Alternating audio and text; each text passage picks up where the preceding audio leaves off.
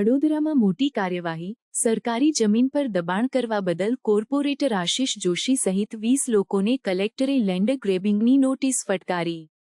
Waghodia road પર કલાદર્શન પાસે આવેલી સરકારી જમીન પાસે રહેતા કોર્પોરેટર આશિષ જોશી, પશુપતિનાથ મહાદેવ મંદિર સહિત 60 વર્ષથી રહેનારા 20 રહીશોને કલેક્ટરે લેન્ડ ગ્રેબિંગ હેઠળ નોટિસ આપી 17 મેએ સાંજે 5 વાગ્યા કલાકે હાજર રહેવા જણાવ્યું છે.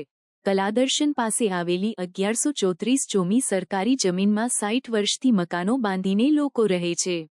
આ જમીનમાં જ મહાદેવનું મંદિર આવેલું છે, જેની બાજુમાં કોર્પોરેટર આશિષ જોશીનું મકાન પણ આવેલું છે. જ્યારે કલેક્ટર તંત્ર દ્વારા આ જમીનની માપણી કરીને જમીનમાં રહેનારા 20 લોકોને અગાઉ નોટિસ આપવામાં આવી છે. નોટિસમાં ઉલ્લેખ કરાયો છે કે દંતેશ્વર સર્વે નંબર 978 વાળી જમીન બાબતે લેન્ડ ગ્રેબિંગ એક્ટ હેઠળ જે 20 વ્યક્તિએ રજૂઆત કરી છે, તેઓને 17 મેના રોજ સાંજે 5 વાગે મૌખિક કે લેખિત રજૂઆત કરવા કલેક્ટર કચેરી ખાતે સુનાવણી રખાઈ છે.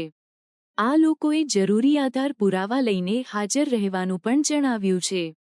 ભારતીય જનતા પાર્ટીના આ ભ્રષ્ટ શાસકોનો આજે ઉત્તમ નમૂનો જોવા મળી રહ્યો છે.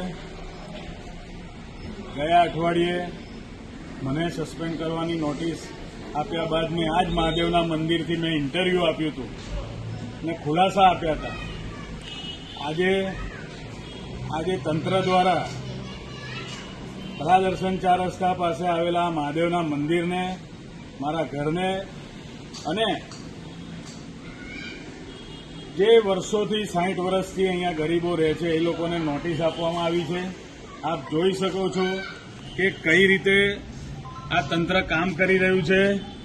ફક્ત ને ફક્ત હરણી બોટકાંડ પીડિતોને સાથ આપવા માટે જો પાર્ટી આ પ્રકારનું કૃત્ય કરતી હોય તો ખૂબ નિંદનીય બાબત છે. આ તંત્રને હું ધ્યાન દોરીશ કે તમે મહાદેવને પણ મારી સાથે નોટિસ આપી છે કે તમારે આવનારા સમયમાં આ તમારી જે પણ તુમાખી છે, જે મગજમાં તમને સત્તાનો નશો ચડ્યો છે, એ આમ ભોળાનાથ ઉતારશે એવું મારું સ્પષ્ટ માનવું છે.